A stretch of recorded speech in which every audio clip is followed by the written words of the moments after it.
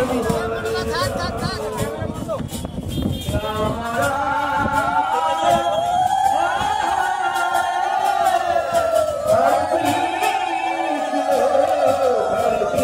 আজ চতুর্থ দিন নৌকা যাত্রা করে তিনি চলে যাচ্ছেন নিজ গৃহে। প্রভুর কৃপায় সকলে আমরা ভালো আছি। যে দুর্যোগপূর্ণ আবহাওয়ার জন্যে আমরা একটু চিন্তা করছিলাম, প্রভুর কৃপায় সেই দুর্যোগপূর্ণ আবহাওয়া অনেকটা কেটে গেছে এবং প্রভু 5 বার প্রদক্ষিণ করে তিনি চলে এলেন। প্রভুকে নিয়ে এখন নিজ বাসভবনে চলে যাওয়া হবে। আগামীকাল অর্থাৎ 5ম দিন প্রভু আবার আসবেন এবং এইভাবেই সকলকে তিনি কৃপাবাড়ি বর্ষণ করবেন সকলের উপরে। জগন্নাথ প্রভুর কৃপা সকলের উপর বর্ষিত হোক।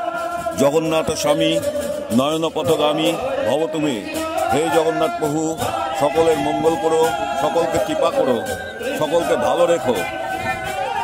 জগন্নাথ প্রভু তিনি যাচ্ছেন নিজ গৃহে এবং আগামী দিন তিনি এইভাবেই আসবেন। জগন্নাথ প্রভুর কাছে একটাই প্রার্থনা, হে প্রভু সকলকে ভালো রেখো, সকলের মঙ্গল করো।